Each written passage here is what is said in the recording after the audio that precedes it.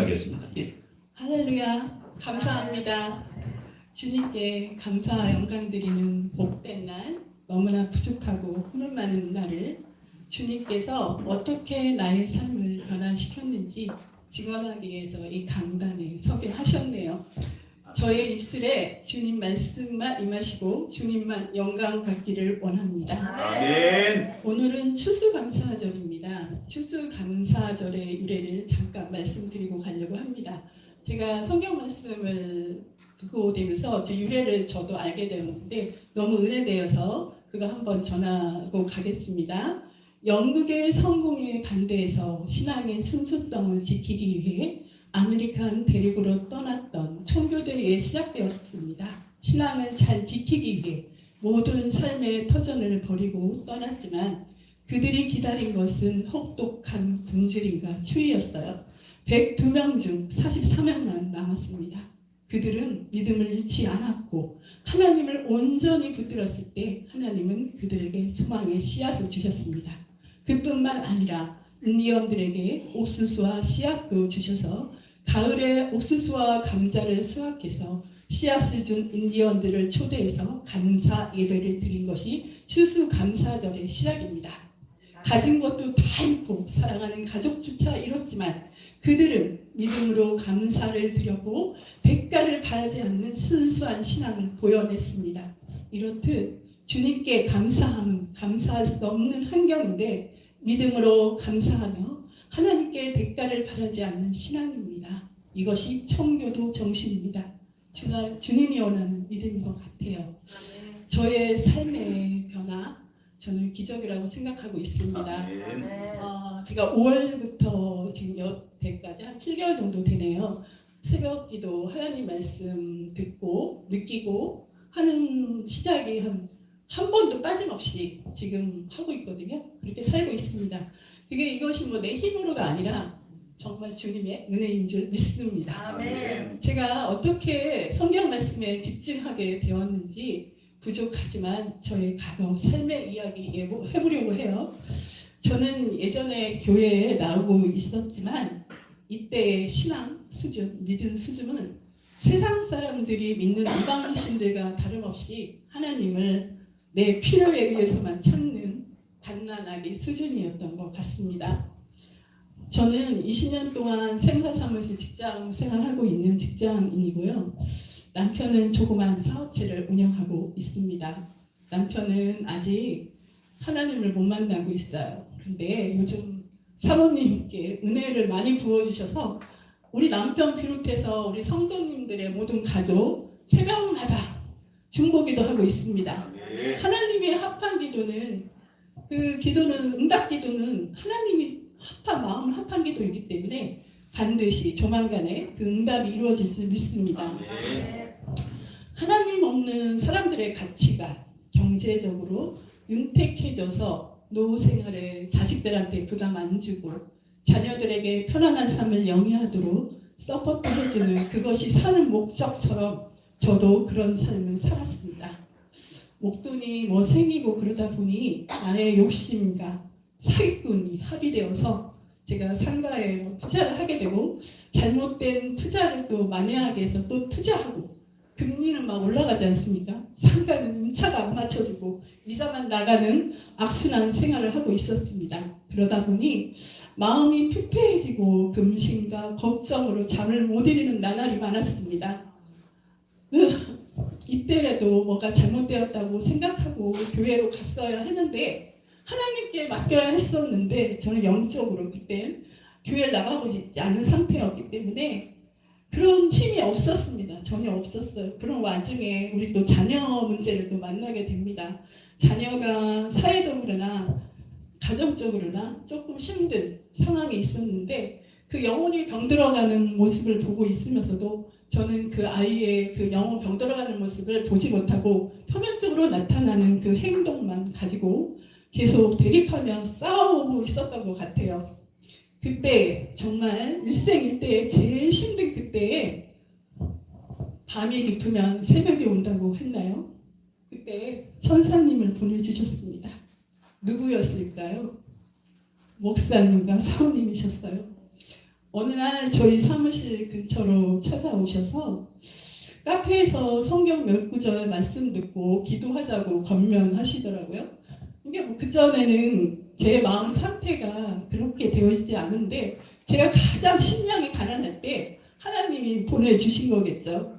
그때 또 그때는 마음이 확 열려서 내가 뭐 무슨 생각이 있어서 하지는 않았고 이제 사모님하고 목사님이 오셨으니까 그런 마음은 거절 못해서 그냥 2번 정도 카페의 만남을 가졌던 것 같아요. 근데 그 후로 사모님이 금요일 날 교회 와서 성경을 읽으면 어떻게 하냐고 그게 시작이 되었습니다. 그래서 사모님이 시작이 됐고 그날 뭔지 모르지만 성경 말씀을 읽었는데 눈물이 하염없이 흘리더라고요. 뭐가 뭔지 모르지만 그냥 눈물이 나더라고요. 그게 하나님이 성령님이 제 마음을 터치해 준 게 아닌가 생각했습니다. 솔직히 말씀을 읽었지만 처음에 뭐가 뭔지 모르겠어요. 근데 우리 말씀을 나누잖아요. 무엇을 내마의 말씀 이런 거 얘기하다 보니까 제가 이제 말씀을 나누기 위해서 그 말씀의 뜻을 찾아보기 시작했어요. 찾아보기 시작하고 핸드폰으로 제가 그때는 성경책을 안 보고 핸드폰으로 그 성경을 보고 시작했던 때였는데 성경책을 제가 서점에 가서 샀습니다. 알고 싶고 또 무엇을 얘기하는지 알고 싶어서요. 그때부터 제가 성경 말씀이 힘들고 제 환경은 너무 그때도 뭐 변함이 없이 힘들었습니다. 그럴수록 저는 말씀에 집중하고 읽기 시작했습니다. 그때까지 말씀을 읽었지만 주일 예배는 못 드리고 있었던 때였어요. 성경을 읽으면 읽을수록 금토만 하던 성경 읽기를 매일 아침 하는 성경 읽기로 자연스럽게 참석하게 되더라고요. 그리고 예배도 참석하게 되고요. 근데 주일 예배 때 말씀 앞에서 나의 과거와 죄가 회개가 돼서 콧물과 눈물이 터져나오기 시작했습니다. 하나님 잘못했습니다. 용서해 주세요. 돌아온 탕자 이야기가 나의 이야기였습니다. 하나님의 분깃을 거절하고 욕심과 방탕으로 내 마음대로 살았던 과거를 하나님의 인자하심과 용납하심과 참으심으로 회개하고 돌아온 나를 묻지도 따지지도 않고 너무 기뻐하는 하나님의 사랑. 여러분 돌아온 탕자 이야기 잘 아시죠? 둘째 아들이 하나님 그때 문화 속에서 살아있을 때 아버지께 문화 제사를 상속해달라는 것은 페르냐 짓이었다고 합니다. 페르냐 같은 짓이었는데 그래도 아버지가 주셨어요. 재산을 나눠줬죠. 근데 그 아들이 그 재산을 가지고 이민을 갑니다. 이민을 갔다는 얘기는 하나님과 아버지와 떨어지고 독립적으로 혼자 살겠다는 마음으로 간 거지요. 근데 허황방탕한 생활을 하면서 모든 재산을 탕진하고 돼지를 치며 지역 열매를 먹는 그런 신세가 되었습니다. 그때야 아버지가 생각이 난 거예요. 그때 시대에 그 돼지를 친다는 거는 이스라엘 백성들이 돼지를 제일 혐오하는 동물이잖아요. 그거는 제일 바닥으로 인생의 바닥까지 갔다는 이야기입니다. 그때 아버지가 생각이 났습니다. 우리 아버지한테 가면 내가 이 신세보다 배불리 먹고 살 수 있겠지. 내가 죄가 있으니까 아버지한테 아들 삼아달라 말을 못하고 그 품꾼에 하나로 된다고 그러면 내가 이 신세보다 낫겠다 하고 아들이 아버지한테 돌아갑니다. 아버지가 저 멀리 아들이 오는 게 보여요. 근데 아버지는 아무리 멀리 있어도 자녀이기 때문에 알 수가 있습니다. 아버지가 저 모습 들여다보는 모습 버선발로 맨발로 뛰어갑니다. 그 아들 너무 돌아온 게 깊어서 끌어안고 을싸안고 하나님 그 아들이 너무 기뻐합니다. 묻지도 따지지도 않고 그렇습니다. 네, 그때 시대에 페르나라고 했잖아요. 먼저 재산을 달라고 하는 것은. 근데 그 페르나는 신명기에 나오는데 돌로 쳐 죽일 수도 있다고 했습니다. 근데 그 아버지는 남이 어떻게 할까봐 나의 아들을 끌어안고 묻지도 따지지도 않고 하시는 아버지의 사랑이 저의 마음속에 확 들어왔습니다. 우리가 하나님이 우리가 죄를 지었을 때, 또 사람들이 죄를 지었을 때 로마서 2장 4절 말씀에 내가 하나님의 인자하심이 너를 인도하여 회개하심을 알지 못하여 그의 인자하심과 용납하심과 길이 참으심이 풍성함을 멸시하느냐. 정죄와 판단, 하나님께서 다 용서해 주셨기 때문에 하나님만이 판단할 수 있고 하나님이 정죄할 수 있다는 얘기입니다. 그 누구도 하나님 외에는 아무도 남의 죄를 정죄하고 판단할 수 없다는 근거가 여기에 있습니다. 하나님은 내 자녀가 누가 어떻게 할까봐 그냥 그저 돌아온 게 너무 기쁘고 감사해서 그냥 묻지도 따지도 않습니다. 그 아들은 자기의 잘못이 있으니까 혼자 연습한 대로 얘기를 합니다. 아버지, 내가 아버지의 아들은 할 수가 없으나 제가 품꾼으로도 아버지 밑에서 있기를 원합니다. 아버지는 그 말 대꾸도 하지 않습니다. 묻지도 따지지도 않습니다. 그냥 돌아온 그런 게 우리 아버지의 사랑입니다. 그 사랑이 저한테 들어왔어요. 제가 하나님 아버지 곁을 떠났을 때 무엇이 중요한지, 무엇이 산지도 모르고 내 생각대로, 내 뜻대로 살았던 내 과거의 모습, 내 죄가 드러났는데 하나님은 묻지도 따지지도 않고 저를 안아주시고 하는 그 사랑이 저에게 확 들어왔던 것 같아요. 나의 일상의 변화는 어떤 것들이 일어났을까요? 태초에 혼돈하고 공허한 어둠의 깊음이 하나님이 천지를 창조하셔서 창조의 질서가 생겼듯이 나의 혼란스러운 삶에 하나님 말씀이 들어오자 삶의 질서가 생겨났습니다. 하나님의 사랑이 오래 참으심과 인자하심으로 나에 대한 사랑을 얘기하셨잖아요. 자녀에게, 남편에게 예수님의 그물한 사랑이 임하면서 하나님을 알게 해달라고 기도하고 있습니다.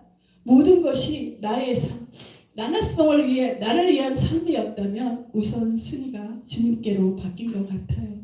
그리고 삶도 심플해지더라고요.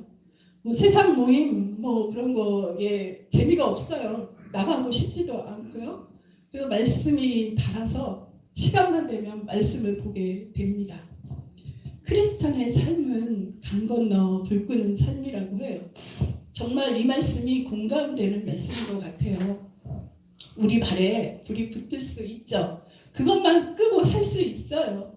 강 건너 불은 나하고 아무런 상관이 없는 일이잖아요. 불이 강으로 넘어오지도 않습니다. 강 건너 그 불을 끌 때 내 발등에 불은 꺼지잖아요. 내가 하나님 말씀에 집중하고 있을 때 내 발등에 불은 그 환경이 없어진 게 아니라 그 환경이 지금은 나의 마음에 짓눌림, 근심을 주지 않는다는 거예요. 제가 상가 문제로 법적인 문제가 생겼을 때 같은 입장이었던 사람이 본인은 막 조급해하는데 나에게 왜 이렇게 태평해? 걱정도 안 돼? 뭐 좀 그런 말을 하더라고요. 그러니까 나의 모든 것 주님이 주신 거고 청지기의 삶이 확고하면 부여하나 비천하나 낮이나 어떤 환경에도 평안함을 주는 게 축복과 은혜입니다. 아멘. 우리는 예수 그리스도로 말미암아 하나님 관계의 변화가 생겨납니다. 이것은 너무나 중요해요. 그분의 사랑 관계 안에 있으면 내가 채워지기 시작합니다. 그래서 인격적인 하나님을 알아가면 알아갈수록 자신의 관계로 변합니다. 하나님이 사랑이 나를 채우고 있기에 자신을 바라보는 마음도 건강해집니다. 그렇게 자신과의 관계가 건강해지고 풍성해지면 하나님을 함께 섬기는 공동체와의 관계에서도 변화를 경험하게 됩니다. 이것은 이제 내가 속한 세상과의 관계에 이르기까지 확장되며 변화되어 감을 또 느낍니다. 성경 말씀을 추상적으로 생각하기 때문에 내 삶과 거리감을 느끼는 거라고 생각합니다. 여러분, 예수님이 언제 오셨나요? 로마 시대에 세상의 권력과 위력으로 온 세상을 그때 예수님이 오셨습니다. 예수님이 복의 근원 되느라고 이스라엘 백성을 선택했지만 그들이 더 이상 하나님의 그 뜻에 따라 복의 근원이 되지 못하고 있었어요. 그래서 온 세상이 권력으로 통치하고 있을 그때에 주님이 모든 인류를 구원하기 위해서 주님의 육신이 성육신이 되어서 주님의 모든 육신을 찢어서 그 복음이 이스라엘 백성에 있을 때 열방으로 복음이 전해졌을 그때 노마의 시대에 오셨습니다. 근데 그때 노마 시대의 황제들은 자기를 신격하게 하기 위해서 1세기 성도들에게 엄청난 핍박을 했습니다. 자기가 주 예수 그리스도다. 자기가 신이다. 주 예수 그리스도가 신이 아니니까 그것이 주 예수 그리스도라고 말을 하게 되면 톱에 혐을 받았어요. 그리고 언영 경기장에 그 로마 시대 언영 경기장 있잖아요. 그 언영 경기장에 자녀들이 사자의 밥이 되었습니다. 엄청난 시련을 받고 있을 그때에 성도들이 부르짖었습니다. 하나님 계십니까? 살아계십니까? 왜 우리에게 이런 고통을 주십니까?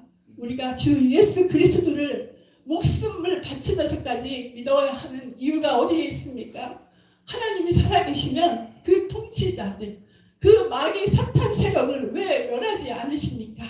이때에 유배섬에 박모섬에 유배되어 있던 사도 요한에게 요한계시록이라는 메시지를 주신 거예요. 그 요한계시록이 심판의 글이 아닙니다. 성도들이 울부짖었을 때 그 새하늘 새 땅, 너희들이 죽음이 헛된 것이 아니다. 이 땅 위에서 그리스도를 목숨처럼 지켜야 하는 이유가 새하늘 새 땅을 보여주면서 말씀을 하신 거예요. 요한계시록 22장 5절에 다시 밤이 없겠고 등불과 햇빛이 쓸데없으니 이는 주 하나님이 그들에게 빛이시니라.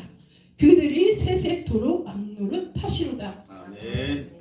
하시고 견디라는 말씀을 주신 거예요. 요한계시록이 그냥 심판의 글이다. 무서워서 떠오르는 그런 게 아니라 심판은 분명 있습니다. 그렇지만 그 심판은 주 예수 그리스도 안에 있지 않는 사람들, 사탄 권세에 놓여 있는 사람들 반드시 심판이 있기 때문에 그 요한계시록은 그 하나님의 사랑의 편지인 겁니다. 주 예수 그리스도를 목숨처럼 지켜야 하는 이유를 설명해주고 있는 거예요. 여러분, 로마가 어떻게 해서 망하게 되었을까요? 그 하나님이 없는 그 사탄 세력의 세계는 뻔하지 않습니까? 타락과 패패와 함락이 너무나 만연하게 편만하게 돼 있었어요. 그래서 로마 시대에 그 귀족들 층에서는 결국은 어떤 일이 벌어졌냐면 자기 낳은 자식이 누구의 아버지인지를 모르는 지경까지 이르렀던 거예요. 너무나 끔찍한 일이죠. 근데 법적으로 그 아들이 아버지가 생각해서 자기 아들이 아니면 죽이라는 법적으로 그런 것까지 또 하게 되었습니다. 너무나 끔찍하죠. 정말 하나님의 없는 세상 이런 끔찍하고 패패와 항락과 죄가 뒤범벅이 되는 세상입니다. 그래서 그들은 자기들 귀족들 층에서는 며느리를 찾을 수가 없는 거예요. 그래서 그때 크리스찬들 통해서 며느리를 찾기 시작한 겁니다. 크리스찬들 며느리들은 거룩한 삶을 살고 있었잖아요. 거룩한 삶은 세상과 구별된 삶, 하나님과 합한 삶을 말하니까 그 속에 크리스찬들 속에서 며느리를 찾기 시작했어요.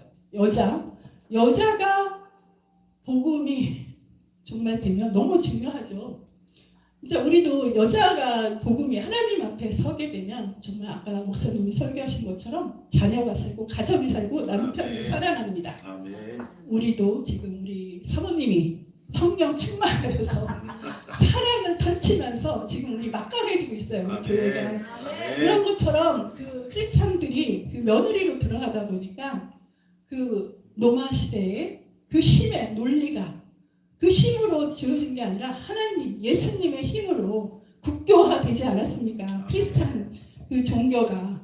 이렇듯 하나님의 역사는 하나님의 말씀이 추상적인 게 아니고 어떻게 됐습니까? 그래서 복음이 들어가서 지금 2000년 전에 우리 그 복음이 들어간 후와 전과 후가 너무나 달라지지 않았습니까? 복음 전에 2000년 전에는 종이 있었고요. 우리나라도 있었습니다. 양반과 상놈이 있었어요. 정말 그 하나님 말씀에 들어가기 복음이 전까지는 다 그렇게 살았습니다. 태어나니까 종이었고 태어나니까 귀족이었습니다. 내가 삶과 태어남을 제가 선택할 수 없잖아요. 그런 운명의 굴레에 살 수밖에 없어요. 복음이 없으면 그렇습니다. 근데 지금 우리 대한민국은 어떻습니까? 여자들의 인격이 지금 너무 많이 향상되어 있고 종도 없고 너무나 편한 시대에 살고 있습니다. 이것이 하나님 역사 속에 흘러간 그것 때문에 우리가 이렇게 살고 있는 거예요. 자유함 속에 살고 있는 거예요. 그냥 시간이 흘러서 그냥 어떻게 하다 보니까 이렇게 된 게 아닙니다. 지금도 복음이 들어가지 않는 나라는 인도 같은 데 나라는 아직도 계급제도가 있잖아요. 이것이 내가 살고 있는 이 세상에 누리고 있는 당연한 거 하나도 없는 그 핏값, 예수님의 핏값, 또 예수님을 증언하면서 살았던 그분들의 목숨 값입니다. 우리가 누리고 있는. 그래서 제가 하나님 말씀 속에서 제가 하나님 말씀을 듣고 깨닫고 하다 보니까 하나님의 세상이 보이기 시작했어요. 내가 당연하고 누렸던 모든 것이 그냥 당연한 게 아니구나. 하나님의 보여준 복음이고 그 사랑으로 이루어낸 그 아름다운 값이구나라고 다시 한번 또 느끼게 됐습니다. 성경 말씀을 추상적으로 생각하기 때문에 내 삶과 거리감을 느끼는 거고요. 성경 말씀이 내 생명줄이다. 내 삶의 기준이라고 생각하면 말씀대로 살 수밖에 없고 사실 살다 보면 순종하는 사람의 특권이 그 말씀이 살아있음을 경험하는 겁니다. 바울이 평생을 하나님께 쓰임받으면서 끝까지 전제와 같이 부어질 수 있던 것은 성경에 정확한 이해가 있었기 때문입니다. 그는 구약학자로서 정말 성경을 제대로 알았고 그 구약 말씀대로 살려고 정말 노력한 사람이거든요. 그런데 그 구약에서 말씀하신 메시아가 예수인지는 몰랐어요. 근데 그게 통합이 되었을 때 에너지가 나옵니다. 사람한테 나오는 에너지는 다 고갈될 수밖에 없어요. 하나님께 에너지의 근원을 둔다면 바울이 그렇게 살 수 있었고 우리도 말씀이 기준이 되어서 그 말씀대로 살면 바울처럼 살 수 있다고 생각합니다. 끝으로 저의 간증을 마치면서 베드로전서 1장 18절 말씀, 여러분은 그리스도를 본 일이 없으면서 사랑하여 지금 그를 보지 못하면서도 믿으며 말로 표현할 수 없는 즐거움과 영광을 누리면서 기뻐하고 있습니다. 베드로는 예수님을 직접 보았기에 믿었습니다. 그런데 시간이 흘러 베드로가 사역하면서 만난 사람들을 보니 그들은 예수 그리스도를 직접 본 적도 없으면서 그분을 누리고 있는 것은 예수님과 우리 사이를 연결해준 증인들 때문일 것입니다. 우리에게 복음을 전해준 이들이 믿고 증언하는 사실과 그들의 삶이 완벽하게 일치하는 삶을 살기 때문에 우리가 받아들이는 것은 아닙니다. 우리도 복음을 말하지만 완벽하게 그 삶을 다 살아내고 있는 완성품이게 전하는 것도 아니고요. 적어도 우리의 신앙이 추구하는 진리에 대한 진정성을 보았기에 우리도 예수님을 향해 한 걸음씩 나아갈 수 있는 마음을 먹게 되는 것입니다. 이것이 복음의 힘입니다.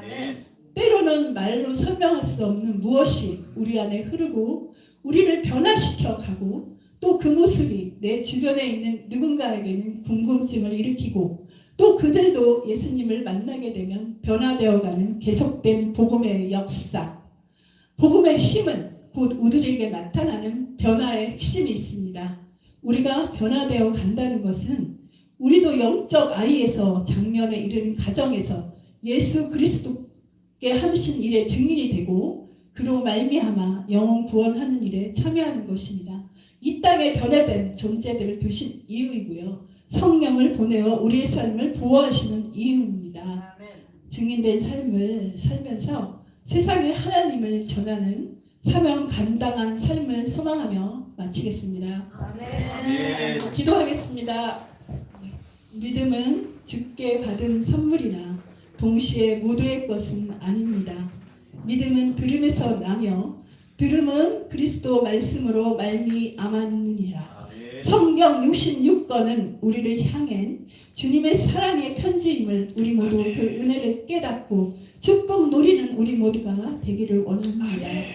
우리가 말씀 속에 있을 때 고난 밑에 새로운 시작이 보이기 때문에 소망으로 나아갈 수 있습니다. 감사할 수 없는 상황에서 믿음으로 감사하며 초기 절망 속에 있던 청교도인들이 최대 강국 미국을 만들었던 것처럼 우리의 믿음을 통해 위대한 역사를 쓰실 줄 믿습니다. 오늘도 믿음으로 감사하며 아름다운 천국 문화를 만들어가길 소망하며 지금의 순종과 감사가 우리의 복된 미래임을 확신하며 주 예수 그리스도 이름으로 기도드립니다. 아멘. 예, 하나님께 영광 올려드리겠습니다.